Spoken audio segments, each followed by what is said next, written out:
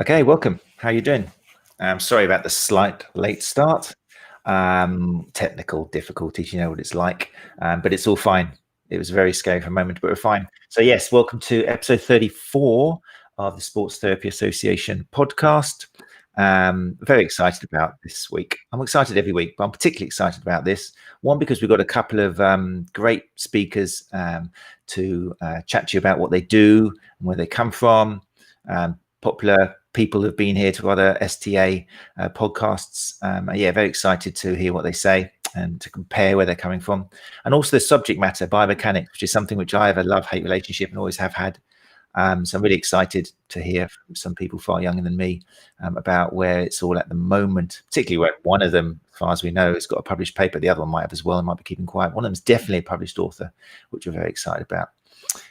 So yes, thanks for joining us. If you're listening to the podcast, then thank you for your support. It'd be lovely if you could put a rating and a review, particularly on Apple Podcasts. That'd be great.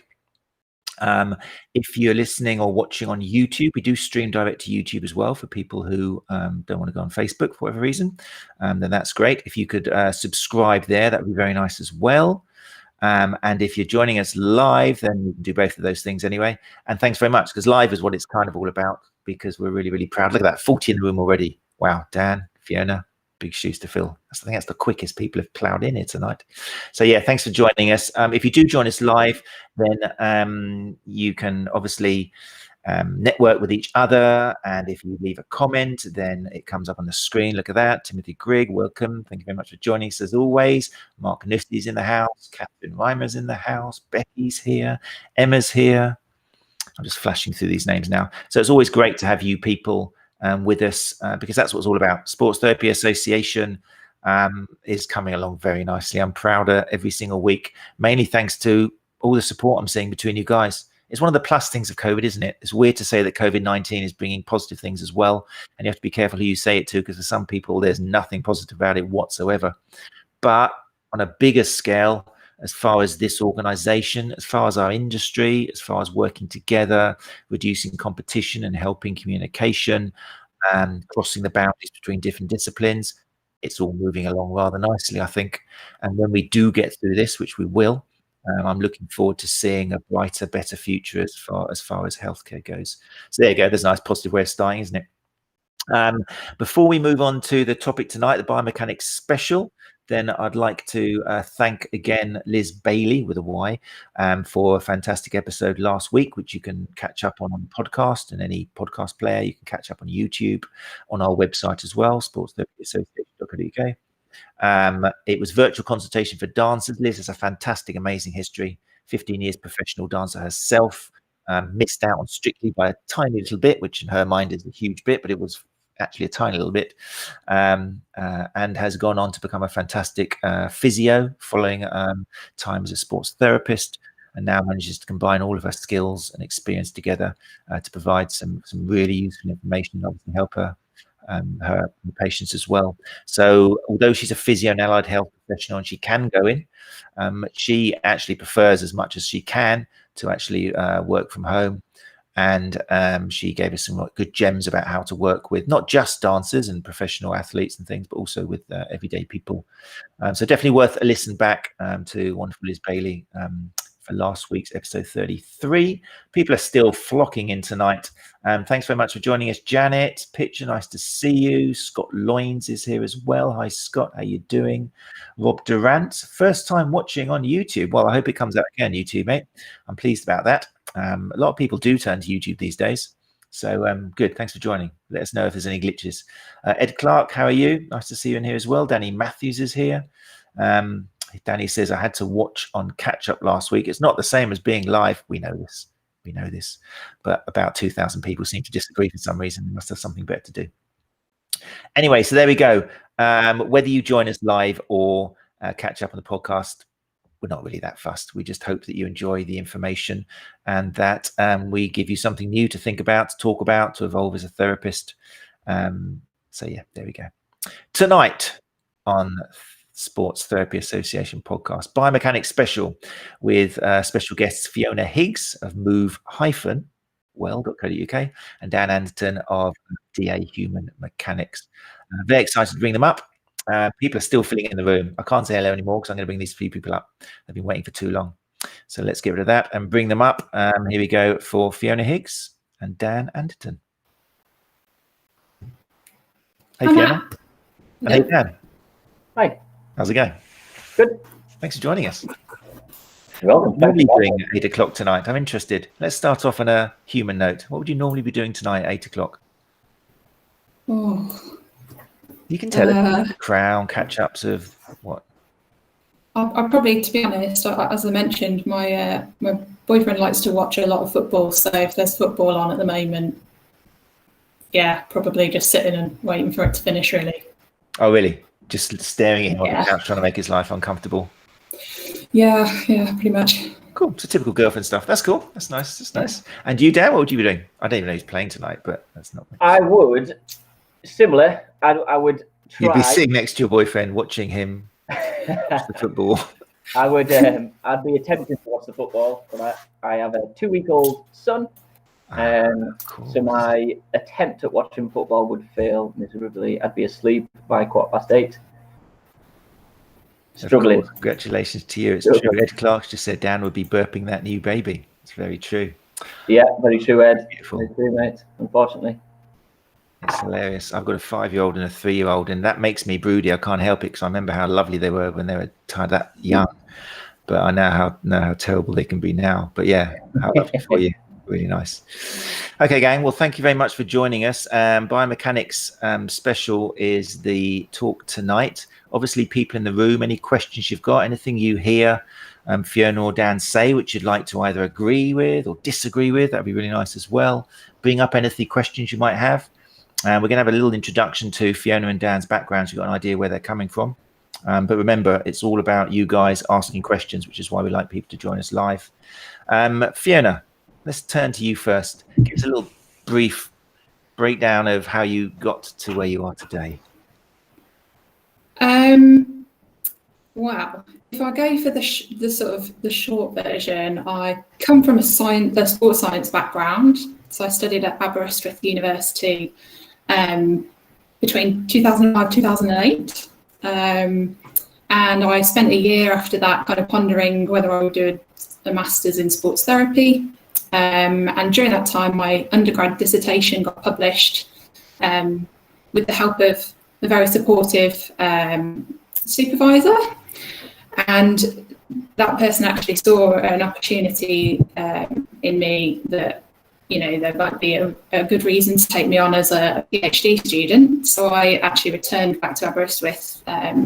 So my PhD studies also kind of encompassed a master's thesis. That was back in 2009, wasn't it? I've got a little screenshot here, which I took. I had to look it up. Yeah. How long ago does that feel? Does it feel like a long time ago or the other day? It does feel like it does feel like a long time ago. And I think a lot of my outlook has changed since then. Obviously, I've been exposed to the sort of sports therapy or sports massage kind of industry. And when I was studying my PhD, I was working with older adults in the lab. And ironically, I was saying to Dan yesterday, we had a chat, and I sat for 5 years writing how important it was to move. And by the end of my 5-year stint in academia, I sort of just felt like I needed to, get out of the lab and go and see the world. So I took myself off for a while to travel and teach English in Taiwan, where my cousin lives. I learned Kung Fu, Tai Chi. I lived the high life on a small budget. And then I came back and took up Mike Grice's level 5, because I'd already got my level 3 sports massage with him. It's true, a Mike Grice disciple, yes. Yeah, one of his. Just people listening to the podcast, if you want to look up Fiona's paper, it's the effect of a 4-week proprioceptive neuromuscular facilitation stretching program on isokinetic torque reduction. There we go. Have you had time to write that down? That's the one. I couldn't find the full text, but I'm sure if you email Fiona or something, she might be able to help you get the full text. I might. She might. Yeah, so then you ended up doing Kung Fu and Chop Suey for a while, came back, did your level 5? Yes, and I set up my clinic. I've been in and out of kind of learning support in higher and further education for as long as, I've been out of university undergrad. So learning in those environments is kind of what I'm familiar with, or teaching or supporting. But I've seen a lot, and I'm aware of where the sticking points are. And I've taught undergraduate biomechanics as well when I was doing my PhD, and had the same kind of experiences. Sort of, I think the interesting side of that is that as an undergrad learning biomechanics and then teaching it, you kind of see, you like watching yourself kind of, again, just going through the struggle of trying to get your head around it and its relevance. So I hope that experience might bring some kind of interesting points to the discussion, because I know that Dan has obviously had a different route into his career, not too dissimilar, but he took a different route. So yeah, we've I suppose that summarises it really. And I'm based in Northampton now, and in the lockdown, optimising myself to deliver clinic online and deliver workshops, and I'm ultimately aiming to deliver a 4-week programmes course that might help people make that transition from non-academic world into more kind of and being able to understand and get some sort of grasp of what's going on in the research literature. Fantastic. And for people who want more information on that, I'm just putting on the screen a screenshot of your website, move-well.co.uk. You've got some great blogs on there as well. There's an article, Biomechanics, This is Why You Can't Understand the Research articles, which I found great. It's definitely worth everybody listening to have a little look at that. There's kind of, I think there's Claire Minshall overtones there. It's great when you get somebody who's been in the research, deep in it, published paper, and then they realize this is all very good, but it's really hard to translate into clinical practice. And that seems to have kind of like stirred you on now to try and change that. That'd be fair to say? Yeah, absolutely. Yeah. I think that everybody sort of starts somewhere. And in terms of like my starting point was growing up terrible at maths, like just unbelievably, like if I've got quotes from my family members basically betting that I wouldn't go to university and all that kind of stuff. You know, if you want a battle story about getting past that kind of, it's possible. I think it's just finding the right information that you want to learn, and as soon as it becomes relevant to you, it just brings the subject to life. And I think the problem is we've got this kind of real rift between, or a gap between these two worlds, and there's nothing really bridging that. So yeah, it's really important work. So you mixed a little bit of Keith Burnett inside you as well then? Yeah. Keith champions that as well, coming from, you're not going to do good at anything, Keith, you're going to be rubbish. Know your limitations, and now he's up there and doing research and stuff. Great. Okay. Well, thank you very much for that. Dan, over to you. What's your background? Hi. Thank you, Matt. How are we doing, everyone? Hope everyone's good. So my background is, again, in a nutshell, I'm a failed footballer. Fortunately, I'm a bit of a nerd deep down. So on the side of football, I continued with my education. And once my football career nosedived, I went to university.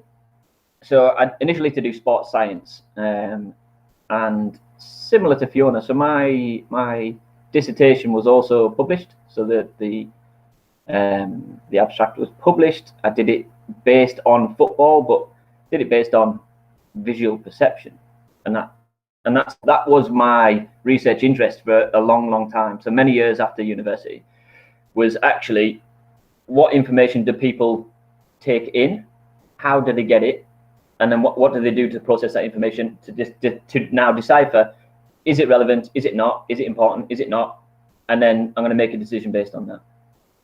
And actually, the results are really interesting, hence the publication. So then I worked in full-time football following university, and again, I loved the vocation, I loved working in it, but I always knew I was going to go back to uni to do a master's. Working in football, you just see lots of injuries, so my interest moved away from this visual perception to more injury pathology based. So I went and did a master's in sports therapy. And then I went into education. I went into teaching after that. So I taught in FE and HE for my sins. And I set up a clinic at the same time. I didn't want to be one of them teachers who could just say and not do. So then the clinic just built and got bigger and bigger and bigger. And I was really struggling to do both, to be totally honest. So then I left education and I went back into professional sport. And then I just got a really good opportunity to leave football and go into motorsport. And that allowed me to, it's not full time. So you basically, you get flown around the world to different racetracks, working with some good racing drivers. But I would do it once every 3 weeks, once every 4 weeks. So that allowed me time at home to concentrate on my family and the clinic. And that's pretty much where I'm at now. I'm not a biomechanist. And as an undergrad, the people who liked biomechanics were the people you didn't ever want to talk to. They were the strange breed of people. Usually people just like the anatomy, physiology, the coaching, the injury side. Definitely people didn't like biomechanics. It's scary, it's maths, it's physics. It's not something that initially really interested in me, but chatting to Fiona last night, it's one of them things you can't get away from. Whether you agree with it or disagree with it, you can't get away from the fact that it's there. So here am I tonight, looking forward to having a chat.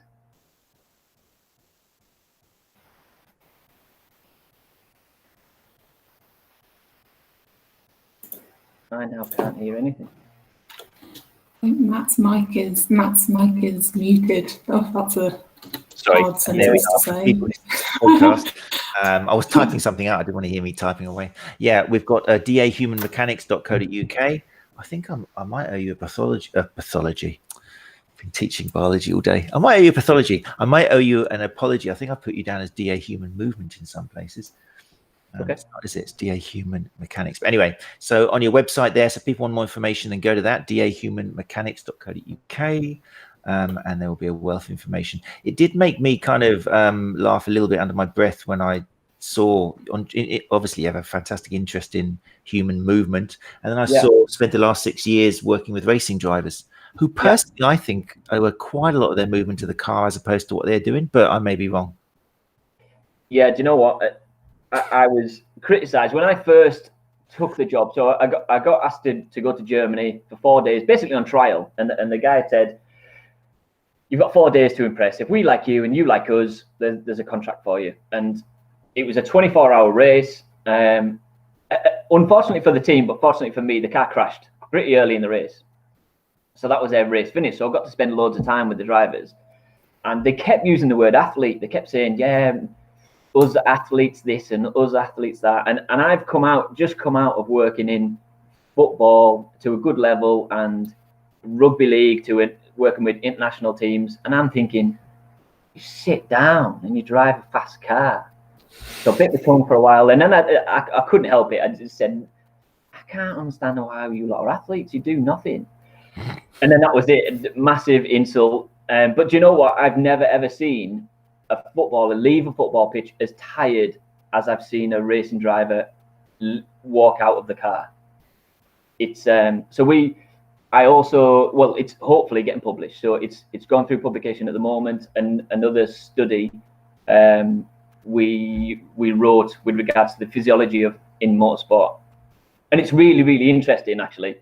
And it's something I would never have thought, actually. And we had a quick chat last night, me and Fiona, about it, and it's just wild. The motorsport industry is just wild. There's data and there's analysis everywhere, other than the drivers. Yeah, fascinating. Now, I've worked with a couple of drivers, younger drivers, who are trying to make it up the ranks, and yeah, it's an endurance sport without a doubt. The pace of it and everything, yeah, very interesting. Right, okay, biomechanics, guys. So my first question, quite simple, and you can answer in any audio one, is what is biomechanics? We talk about studying biomechanics. What is it? How would you define it? Is there an easy definition? Go on, Fiona. Well, I feel like this is essentially what we try to get to the bottom of in my workshops, because over the sort of duration of the existence of manual therapies, it's kind of taken on a new meaning, and that's just a byproduct of people trying to make sense of, I guess, something that perhaps is a little bit ethereal, and there's a tendency perhaps to look at it in a very applied and practical way. But biomechanics, in its essence, is a tool used to measure human motion or motion in tissues, living tissues. So we're taking principles of physics and applying them to human motion or living tissues in motion.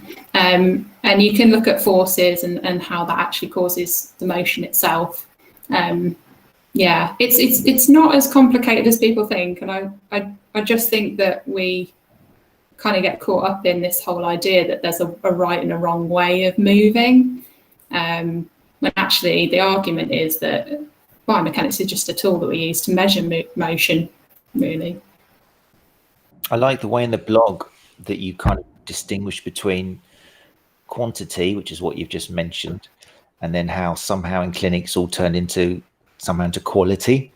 Talking to me a little bit about that. I think it's a nice way of looking at it. Yeah, I mean, like the tendency is that when we're trained in a therapy practice, we would use our visual observation, and we don't tend to pick up an instrument and measure something. It's not innately kind of taught, it's not taught to us, and it's not innate because it's not inherently part of the therapy sphere, I think, at least from a manual therapy perspective. I think when you delve into, or if you speak to somebody that's had some more sports science exposure, they might naturally think, oh, that's interesting, I might pick up a, you know, like a goniometer or whatever. But yeah, we do tend to pigeonhole, you know, the ability to tell the difference between the frontal plane and the transverse plane, and, you know, like call that biomechanics. But how do you define those planes of motion? There has to be, you know, those lines that you see in the diagrams of where that actually sits, or the axes of rotation. There's going to be a mathematical kind of basis for that, and that's where measurement, you know, objective measurement comes in. And that's not to say that you need, you know, £500,000 in equipment, £500,000 worth of equipment in a lab to do anything. I mean, you can use a ruler, but I think we just don't tend to have that sense of resourcefulness instilled in therapy programs. So yeah, that's really what I was trying to get at, I guess. That's good. That's a good point. Dan, what would you add to that? Is your definition of biomechanics the same, or anything you add to it? You know what? I wouldn't. I think Fiona probably hit the nail on the head. The answer was perfect. I feel like biomechanics is just really objective, or it, I don't know, historically it's really objective. There has to be some number attached to it. It's a lot of data driven.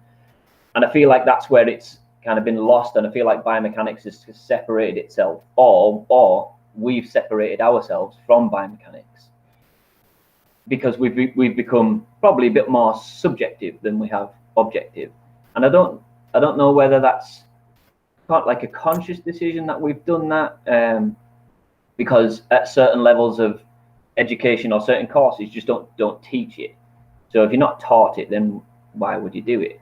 Or we become really scared of the objectiveness because maybe the information or the numbers don't support actually what we think we're doing.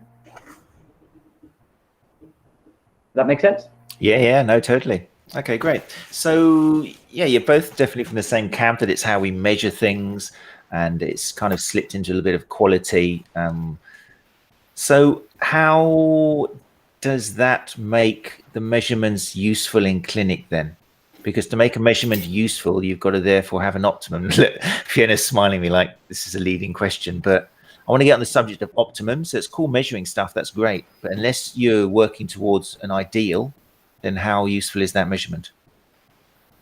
Yeah, I think when you try to look at the research literature, and I know that this is possibly there's going to be a lot of people listening to this who already have perhaps looked at the research literature for specific kind of joints or sports or movements. There isn't what we hope to find, maybe, either in that it supports what we think, or that it gives us kind of some idea of what we should think. And the argument, I think I found that a lot of the time when I'm hearing people who have a knowledge of biomechanics, a lot of the argument is that, well, there's just not enough research to support us doing this. And maybe at that point they kind of say, we just shouldn't do it, or we can't say that it's having any impact. Or they're kind of maybe going to start saying that biomechanics is pointless if it doesn't actually prove, I guess, measurements that are going to measure exactly what we want them to do. Really, you can't expect to understand the research literature without any kind of experience of reading it, if that makes any sense. Like, your exposure really helps you to understand it and create some critical thinking. But you kind of need to have some idea of where the gaps are in order to fill them as well. So if we want to justify what we're doing, if we want to say this works or this doesn't, we kind of need to do more research. And if there's not enough research, we need to do more research. If that makes sense. Like, we just need perhaps more to disprove or prove what our inherent biases are. So the problem lies with the research more than anything, do you think? The evidence base just isn't big enough for us to really draw anything conclusive, and I don't think it ever really will, because science is a growing and ever-changing body of evidence. Evidence doesn't prove, there's no like finite point where we kind of give up on a question. It just leads to another question. So I was saying to I think it was Bonnie, I was talking to Bonnie Southgate, who's a Pilates instructor. We had a really long chat, longer than we should have, this weekend on Zoom, and she was kind of saying she had that exact experience where she was going to the research, looking for evidence on hypermobility and Ehlers-Danlos syndrome, which is her area of specialty. And she was just really frustrated because she couldn't find anything to either support or go against what she was biased in thinking. She recognised what she wanted to read, but the frustration is that I think for her is actually what a researcher might call a good research question. A researcher will find an endpoint and say that needs investigating, whereas a therapist will reach an endpoint and think, well, what's the point in doing this? Whereas you might have actually the evidence in the clinic of somebody's pain is reduced, or maybe you found an improvement in function, maybe you didn't measure it, but you're aware of it. So I'd say those are the major differences between what a sports scientist or a researcher might say or see, and what a therapist might read into, that kind of gap in evidence. Okay, great. And Dan, over to you. What so let's thinking on a clinical level. You've worked with footballers before, and how has biomechanics helped you in the clinic or on the pitch? So I kind of go back to what you said initially, and maybe we allude to like having something to compare to, like normative values. So it's almost pointless. Well, no, I'll retract that. It's not. The idea is you measure and you compare, and you're comparing to this population of people that might be similar to the people that you're measuring, and then you make a judgment of whether it's good, bad, or indifferent. However, most tests, certainly in professional sport, we would use FMS. So we mentioned FMS earlier, functional movement screening. And it's a batch of exercises that we roll out really to predict injuries. But if you look at the evidence, it's actually got some okay scores for reliability, in that some of the papers that I've read or I have a half decent correlation between the score and your risk of injury. However, the issue is validity. So somebody who was it? Sorry, somebody talked about like a triplanar. Maria Seeger talked about a triplanar movement. Yeah, that was difficult to use. Just for people listening to the podcast, Maria Seeger came up. This is linked. Do the measurements take into account triplanar movement? Is that why we found it hard to understand from the research? The difficulty is lots of tests. It's very, very difficult to test an actual function of a sport, certainly in team sports, because the movements are unpredictable and the forces change all the time and the intensities change all the time. And then fatigue plays a big part in risk of injury. So to test that in a controlled environment, of course, it's going to have its flaws, but you've got to have some tests. You've got to start somewhere and you've got to have something to go by. And I think the reason I retracted my statement earlier is sometimes you don't always have to just compare to a population.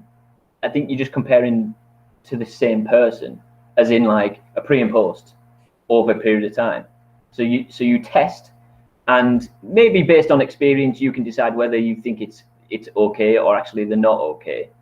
And again, over seasons of working in football, you get to see what you think is a good overhead squat, because some people have been good at it, and what's really like a nasty overhead squat. And then you just, if you think it's not that good, you put a plan in place and you retest. And if the test scores are better, then you might make the assumption that they are better or they are at less risk of injury, rather than always having to keep comparing to normative data, which I haven't seen that much good normative data for a long time. Okay, so you're saying you're prepared. I mean, it's good to have a test, but you're prepared to realize that certain athletes, you've got to follow them because they might react differently to the test. And it's more a case of seeing how they react rather than actually the actual score itself and saying, right, you're going to get injured, you can't play, or you're going to be fine. Yeah, you basically just having a score or having a number, and you use that number as a control throughout the period of the season to see if, one, they're not getting worse, or two, hopefully they're getting better. Timothy Grigg made a point here. I just want to bring up this. I'll come to you in a sec, Fiona. Just Timothy Grigg said FMS is often over-criticised for what it actually does. It's a very simple set of tests that give you an idea of movement. People seem to think it should be more comprehensive than what it really is. So people rip it apart a bit unnecessarily, maybe. Yeah, and again, the difficulty is it's just really subjective, and lots of these measurements are subjective. You basically just making an observation and scoring it 1 to 5. Yeah, when we were talking yesterday, Matt, Dan and I were talking about kind of clinical tests a little while, and I think I remember looking at quite a lot of the physio tutors videos as part of Mike Grice's course, just to sort of observe like what these clinical tests are.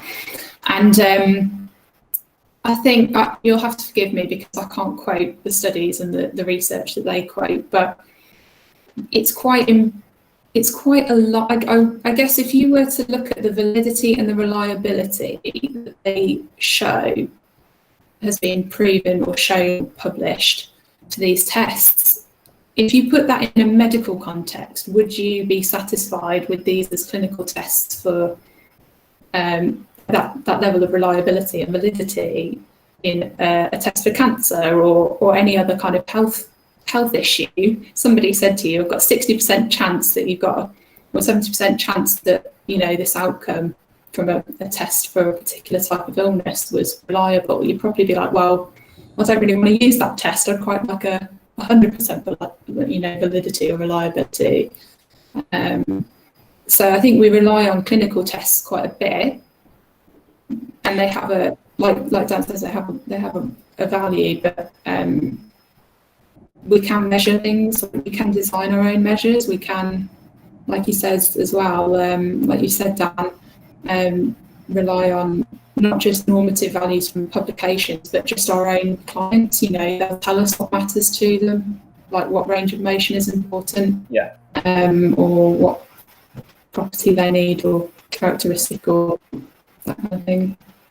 I think the word maybe that's the problem you mentioned. Like, I mean, the word comes from a medical screening, and I think they set themselves up for a little bit of a fall and criticism because they're suggesting it is similar to a medical screen when really that some people say, oh, it's just semantics. But if you call it a screen, then that's suggesting that this this drug we're testing is actually working because the placebo isn't, so therefore it's okay and safe to put out. And that's not what these movement tests are. They're nowhere near that accurate, and they're not carried out in a way that could negate all the other multifactorial things which could contribute towards an injury. So if it was just called the FMS, give you an idea and something to work from, that would be cool, but it wouldn't really sell as well, would it? Wouldn't make such a good course. Yeah, exactly. And again, if you look at any test, like special tests, you get special tests and the sensitivity of these tests are really poor. Certain tests for the shoulder are low as 50-odd%. But they're still categorized as special because we are assessing a particular structure, but really we're not. But that's what you're taught in education. That's what you're taught in university. I'm hoping that's one of the things that COVID will change as well, that people will naturally understand that we can still use all these tests, but they're not that special, and they're not screens, and they're not blueprints, and that human beings aren't complicated at all. We're complex, and there's not an answer. There's not a manual. You can't open it up like a car. We're going to stop calling ourselves, I can't use that word because you do, but we're going to, we're going to realize that it's okay not knowing and for surprises to happen, and the person comes first and not the injury, but which is going to change, I think, CPD quite a lot. People are going to have to market it differently. It'll take probably 10 years for them to catch up. They need to give a really ambiguous title for people to actually go onto it, and then we'll be in the same problem again. But it'll be interesting to see. As long as we all know that there are certain scores out there, and the scores give us an idea of how good these tests are. As long as it's fine to use these tests that have poor scores because there's not an alternative. But as long as we use it as part of, I hate to use the word again, Matt, a screen to use this special test with this question and this what am I trying to say? Questioning. Like I'm just a big advocate of just ask the questions. Like there are special tests out there, but just ask the questions. What do they want? What's so? What makes it so? What makes it better? It's interesting. I mean, the screen turns it from the quantity, which Fiona mentioned at the beginning, which is what it actually tells you, to quality. As soon as you say it's a screen, we're saying, oh yeah, you move that much, and that's good. You can play. Oh, you move that much, that's bad. And the quality, there's no evidence for that. You can get the quantity and you can measure it fantastically. Even then, measuring's tricky, isn't it, for the goniometer or something, because you're using a bony landmark or something, and it's like, well, this person's different. Well, they've got a longer femur, or so it's interesting. Anyway, let's go to some questions here because people are hotting up inside here. Otherwise, they just wander off and have their own little discussion. Sounds like we should have recorded your conversation last night, you two. I would have liked that as like a follow-up. We should do that. We should do that as a paywall thing, Gary, where we get them to talk to themselves, and that could be extra bonus thing. Anyway, I'm interested here. Let's have a look. It's gone now. Where was it? There we go. Stevie Barr says, questions coming up for those of you who listen to the podcast. Fiona, do you consider both extrinsic and intrinsic biomechanics when you're working with someone? We better have a little bit of definition of extrinsic and intrinsic for people who aren't quite sure about that. Yeah. I know there's a lot of kind of within this kind of umbrella of biomechanics, there can be reference to intrinsic and extrinsic biomechanics. I don't know that those are definitely standard terms that are used within like academic language. I'm glad you said that. I've certainly seen it more in the therapy sphere. But if I was to read into maybe what those terms are, Stevie, sorry, I usually wear glasses, but there's too much glare. Stevie, can you follow up? What did you mean by extrinsic biomechanics and intrinsic biomechanics? I was just bluffing. I was hoping Fiona to go, oh yes, because I'm more extrinsic and intrinsic for me is different types of injury, as in like hitting around the head with a baseball bat or something going inside your body. So I'm not quite sure. I thought all biomechanics would be intrinsic. But I'd be guessing if I was to try and give definitions for both of those, but I can if you want me to. Let's have I can certainly tell question, you. Stevie. Let's see what you mean. Let's go to another one. Tom Conwell, hi Tom, how you doing? Right, he said FMS. Well, he's criticising it. FMS is pretty sagittal plane based too. Or am I wrong there? No, you're not wrong. So it's very biased sagittal, a couple of frontal. But again, the big thing that's often missed is transverse plane. And in terms of human movement, that's our most reliant movement plane. That's locomotion. That's how we move. But it's very difficult to test that though. Well, the best test probably is getting to kick a football, but then it's no longer a test, is it? Then it's just watching them play and seeing if they get injured. It's tricky, isn't it? It always leads to that. The best test is actually doing the sport. Yeah, absolutely. How would you reply to that, Fiona? Well, I'm going to probably show a flaw here, but I watched the FMS kind of being conducted. Fortunately, I was one of the early intake in Mike Grice's level 5 planer. So there was a lot more versatility, I suppose, in the content of the modules. So we did cover FMS, but the sort of application of it for me, I didn't pick up, and I haven't used it since. Admittedly, it's not something that I'm going to pretend to know a lot about because I don't use it. But I do see the discussion, and I think it's a healthy debate to have. We don't have these conversations, but I can't muscle in, I'm afraid, about the frontal plane or the transverse plane in terms of, it tends to get used a lot with team sports where you've got like a lot of players who you've got to quickly let some coach know straight away. Are they fit? Are they going to get injured? Do we have to watch out? Do they need strength and conditioning and stuff? I don't think I could really ask my 60-year-old clients to go through that, really. I don't know that would be ethical. That's the beautiful thing. We create our own kind of tests all the time. We just don't give them a name to it. But every single individual, that's what I think. I think you create the test once you've spoken to the individual and see what their problem is, see what they want, see what they expect, see what their fears are, do the whole biopsychosocial thing, and then you make them do something. And that for me is the difference between a screen which you've already prepared from a book and actually a test which is relevant to not just what that person fits into category wise, but what they've said and what you've heard. That's what limits it for me. But I don't know how biomechanics, maybe it's just the quantitative. I mean, you can use biomechanics to measure what you ask them to do, but you mustn't actually think that what you ask them to do is then going to tick a box. It's just part of the jigsaw, isn't it? Yeah. And I think biomechanics, the terminology can be used like that. It can be softer than what we historically used to think, like quite a hard term to use, which means there must be a value involved. But actually, I think biomechanics can be a lot softer, which means what movement is important to you that you would like to make better. Then you treat, and then you prescribe, and then is it better? Yeah. And I think, it's not like was that a question from somebody? I missed that. No, sorry, Fiona, go on. I started talking over you, Dan. I'm really sorry.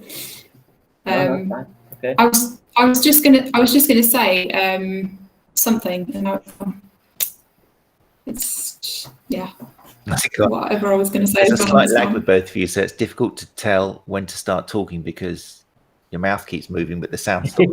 Then, yeah. Let's have, and whilst you're thinking of that, Fiona, I'm interested then. What are some of the gems you think are on your course? What are you, because it sounds like you're coming from a fantastic place and you want to change certain things. So what do you put into your course which you think is a little bit, not a USP because that makes it sound marketing, but yeah, is something which you think is going to help biomechanics and make it more applicable in clinical practice? Well, I think that there are sort of people, maybe I'm going to try and like categorize people here, which I don't like to do, but we've got a lot of people who are working in a manual therapy role, but don't have any maybe prior training or exposure to biomechanics in a scientific kind of education way.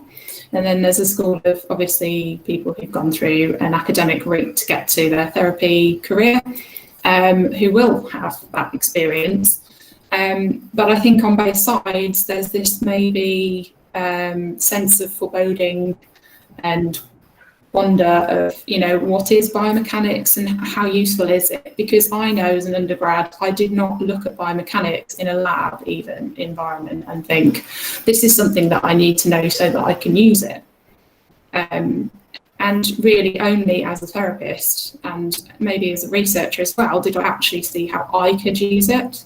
And I think for those who've been in that environment as, you know, maybe a graduate therapist, if they've still got that feeling of like interest, I want to understand this better, but I don't know how to implement it as well, then what I want to offer is a basic, like very, very basic starting point with scenario-based questions. So if you get a client in your clinic or somebody comes in with a particular complaint that's not going to require obviously referral out, or a traumatic injury, how might you measure what you're trying to change? So they say, I would like to improve a lot of people say I want to be more flexible, or, you know, that kind of thing. But if you can be more specific in that, oh, you want to be able to reach your toes, or oh, you want to be able to, I don't know, lift your knee up over a stile. I'm thinking about old people here, okay, so you have to bear with me. But just generally, like, set a goal and try to quantify it in some way, in an objective way, and maybe be a bit more specific so that when they get to that goal, you can be in agreement that you've reached it. And if they don't get to that goal, then you can kind of make a decision, and it should help with some of the guiding and decision-making process as well. But people who are also coming through the sort of vocational route who have had no exposure to this, I would like them to be able to start with level 2. So it's really a refresher for people who've got the background but maybe not sure how to use it, and a total starting point for people who have absolutely no knowledge of it or very limited knowledge and want to start to get to know it. Fantastic. And Dan, you do some education as well, don't you? What's some of the kind of take-home points that you try and put into your course, which you think help people evolve? I think just to kind of reflect on what Fiona said then. So we teach vocational courses, so level 3, level 4 sports massage. And it slightly annoys me that we have a set criteria and that's what you got to teach from. But part of the criteria, like on a level 3, and there'll be people watching this who have done the level 3, and you are assessed on your ability to assess somebody else's posture and movement, and then you do your treatments. And then as someone like me, the assessor, I would say, right, okay, you've demonstrated good skills, well done. And I say, how did it go? And they'll say, yeah, good. And I say, have you achieved what you wanted to? And they'll say, yeah, I think so. And I say, how? Well, it felt better. And I say, okay, what's the outcome of that? And they'll say, well, I don't know. And I say, well, what did you want to achieve?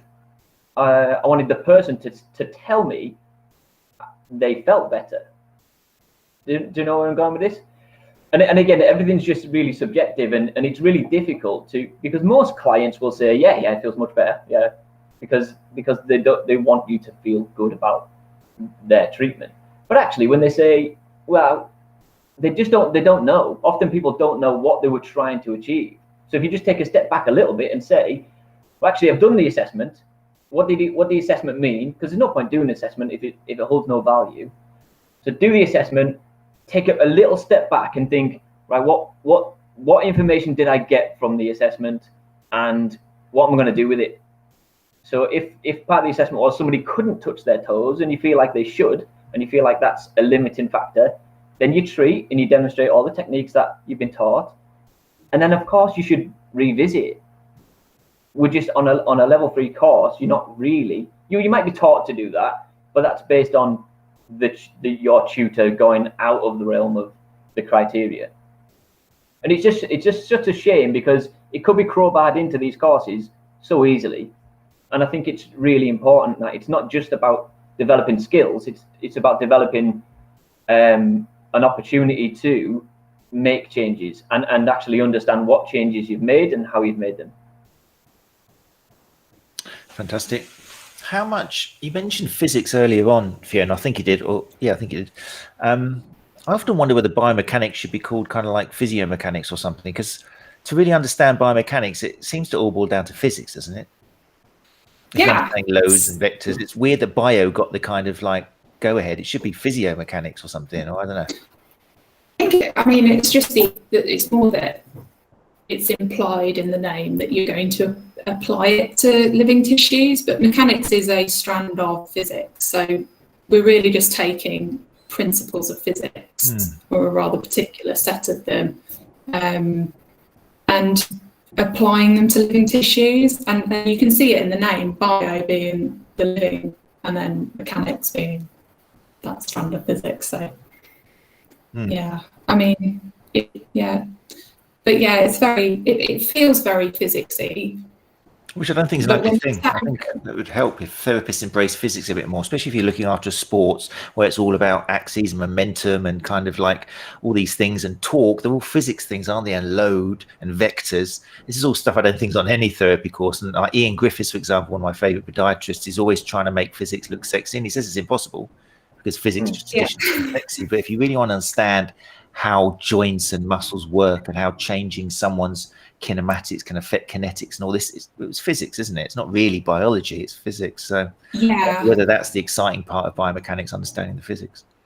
The thing that actually I really enjoyed as part of my research was the neuromechanics. So like the stuff that a lot of people talk about, and again, it's slightly more, I don't want to use the word pseudoscience, but I'm going to use it. The activation of muscles, and we talk about activating muscles, and it's actually just, the muscles are contracting. We've got no way of measuring activity in muscles without actually measuring what's going on in them from electronically.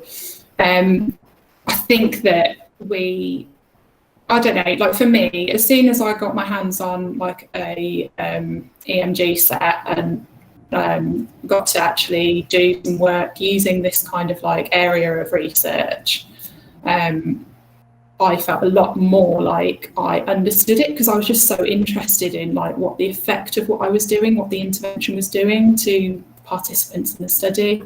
So yeah, I do think that it does become a lot more sexy when you can actually apply it in a given way that relates to what you're interested in. Yeah, otherwise it does seem a bit dry. Yeah. Any more questions coming in, people? Look, it's 5-2. So I mean, I don't know where that hour's gone, but let's have a look. M. Turner said here, this, I love questions that start like this. So are we saying forget? I love anything that starts like that, because normally the answer is no, but we'll see. Are we saying forget the general data? Ask your client to move in a way that is useful to them. See if it looks functional / any obvious difficulties. If not, hurrah. If problems, then measure, work on developing the motion, then remeasure after treatment to rehab course, and ask if it feels easier. Am I simplifying things too much? Emma, or M, sorry, I don't think you are, but I'm interested to ask a biomechanics person what their reaction to that is. Because it kind of boils down to what I was suggesting. How important is the data if really it's more important how the person feels, or whether they can put their socks on? Yeah, I think that you've just like pretty much put into a paragraph there what this whole sort of discussion has kind of been focused on, really. Like it's getting away from having too much dogmatic view of what we've got in terms of tests and equipment available to us, but rather than trying too much to draw from research, what's there isn't maybe enough to generalise to our populations that come to us in the clinic. A lot of research studies their normative data, perhaps for novel studies that we might be interested in, are sadly done usually on university-age males who are not representative of the general population. So yeah, we do have to look at the individual and just tailor it again, which is the best way to do things anyway. I like Dan's, going back to your thing, Dan, I like your ideas of, I mean, it's obviously it's important to ask how the patient is feeling, but we know that when you go to the doctors with or dentist with a toothache, your toothache goes whilst you're sitting in the waiting room. So just asking how the person feels after lying down for an hour on a couch is not really that informative a way of whether what you've done has actually helped or the mechanism of action. But if you're understanding the body biomechanically and you're trying to achieve a certain thing, by making little changes, you understand the biomechanics behind it and you can measure them properly, then maybe that sets a little bit more of an objective goal to help you that, especially if there's a sports person and they need to be able to swing that bat or that racket or something, then maybe that's where being able to get the data properly helps, rather than just asking, how's that feel? Yeah, I totally agree, actually. And I think as well, in a therapy setting, most people come to us because they're in pain. But the pain is so complex, there's so many variables and influences that it's really difficult to specifically test that. But when you're working in performance, it's much easier to objectify stuff, to say, actually, if we increased this force output, then this is the change that will happen. But like I said, it's much easier to do that in a performance setting when you're trying to improve a particular variable, like force, strength, power, whatever it might be, or range of movement, which is the easiest one, because they're quite simple in its nature, aren't they? But again, in a therapy setting, it's really, really difficult to do that, because the introduction of the biopsychosocial model, again, it can't be avoided, because you're treating the person. You're not treating the knee that's sore because it's stuck because of lots of different reasons, which include the person's perception of what's going on. I'm really fascinated. I will need to somehow come to both of your courses, because I love the way that you're both doing biomechanics courses and applied biomechanics and stuff, and yet you're pointing out a lot of the flaws in traditional biomechanics courses. And so I'm really interested to hear how you're delivering your biomechanics course. I'll have to try and sort that out. Talking of which, courses, because it is 1 minute to 9 now. Fiona, I've seen you've got some coming up. Is that COVID dependent, or have you got an online thing sorted out? Or they are. I have workshops that kind of come around every couple of months. I'm repeating 2. So one is an introduction to biomechanics workshop. That won't be next until March. But there are tickets still available. Is that an online thing? It's all online, yes. Okay. So all my courses are online at the moment. I have that workshop, and I also have another, which is joint mobility versus flexibility, and that's just talking about the terminology that we use, because we often interchange those terms, and just clarifying what's going on when we tinker with those variables. And that's going to take place at the end of this month. That's sold out, I'm afraid. If you want a ticket, they're gone. But I do have a repetition in April, so that will be also available on Eventbrite. They're both available on Eventbrite, and there will be recordings available for both. I think I have got a recording available for one of them, for the biomechanics workshop. And I was talking to Mike at TLC, and it looks like around June there will be a 4-week online basic biomechanics kind of introductory course, which is what we were kind of talking about earlier. But all of my stuff is pay what you can, and so I should hopefully be able to cater to everybody. I was offering workshops for free, but I had quite a lot of people asking about recordings and some no-shows, so I've kind of put in an extra hurdle of £1 or a donation, just to kind of stop people booking on and not showing up, because I know how much you guys want to be there. So we haven't had time to talk about that. I did have it on my little list, but as always, you two have started talking about much more interesting stuff than my questions. But yeah, I mean, that's an episode in itself, I think, of charging for CPD. And I did read you're doing this pay it, what you think it's worth, which is such an interesting concept. I know a few people who are doing that now with mixed results, but it's an interesting one. And we might have to do a special on that to see how people are making money. Because obviously when people go to a course, they understand they're not just paying for that 3 hours or a day, they're paying for all of your years at university and your masters and your PhD and all the experience and all the heartache. So it's a tricky one. But then these days it is all leaning towards everything seems to be free, and then the buy-in at the end. So, but anyway, all that information is on your website, is it, Fiona, if people are interested in that? Yes, it certainly is. Okay, so if you go podcast, what is it? Move-well. That's really important. Don't go to movewell.co.uk, because you just get this domain is for sale. It's move-. Of course, you know what you want to do, Fiona, is you want to buy MoveWell and just redirect it to your move-well. Do you know what? I did get a spammy email a little while ago, and I thought it was just a joke, but maybe it was them. Unless they're I don't know. I'm quite attached to that one now. Yeah, but you can always buy the other one and just redirect it. So yeah, move-well.co.uk. And it's a real cool website. I've spent quite a lot of in between classes today looking in that and reading. There's some really good information on there. So yeah, courses coming up. And then for you, Dan, what do you got course-wise coming up?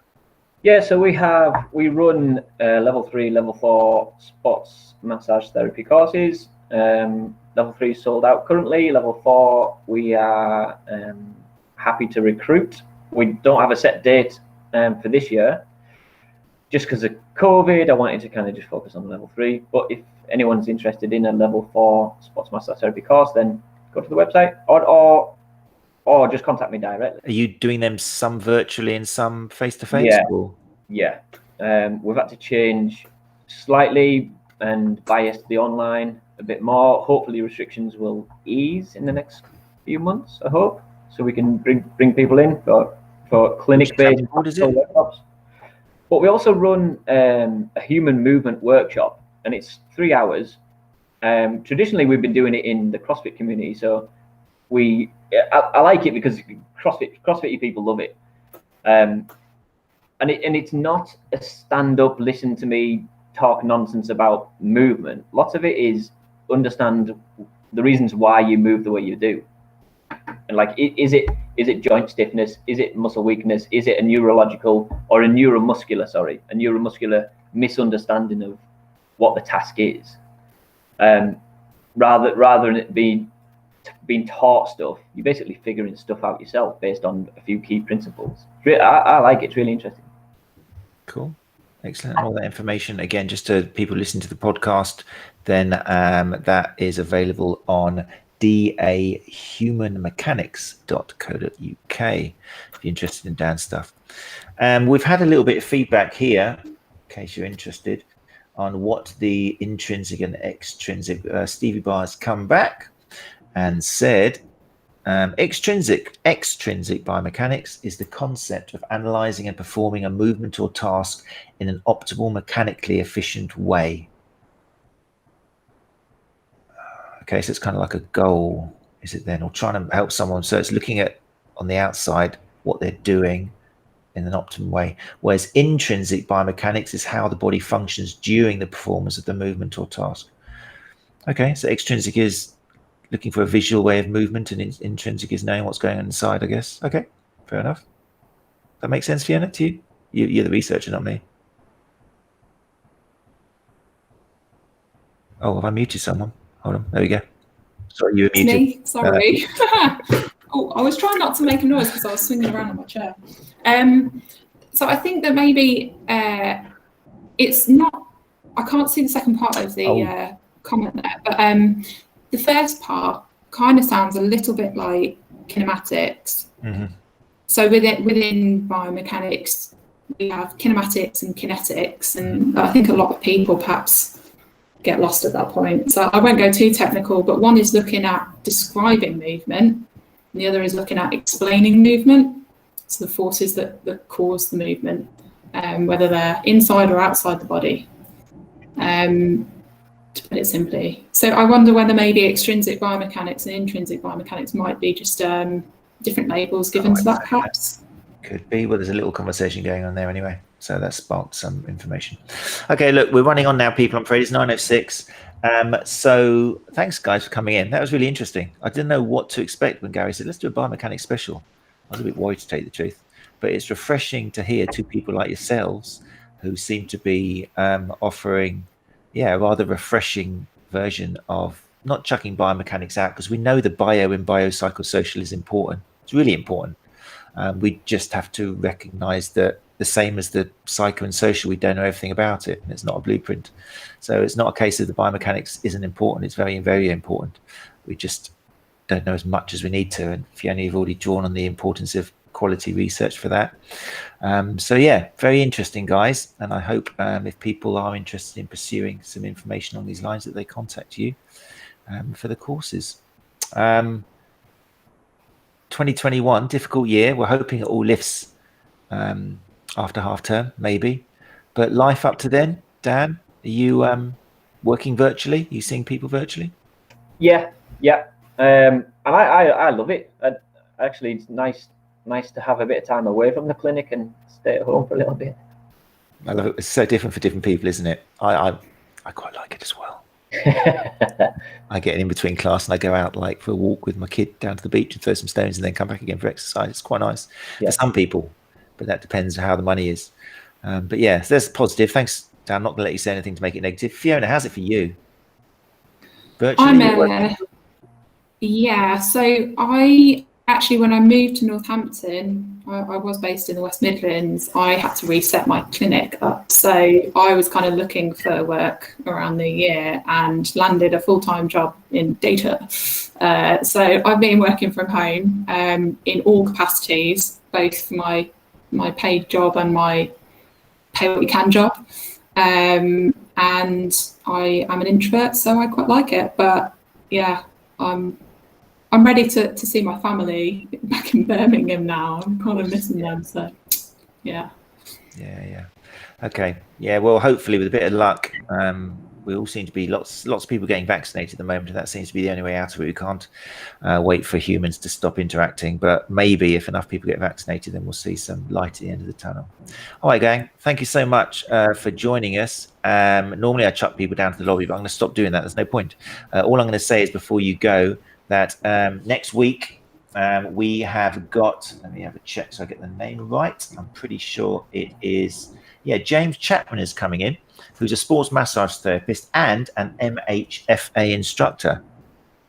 What is MHFA, I hear you say? Any ideas? I had to look it up. No. MHFA is mental health first aid. It's a big thing. It's been around for a while now. I think it came from Australia originally.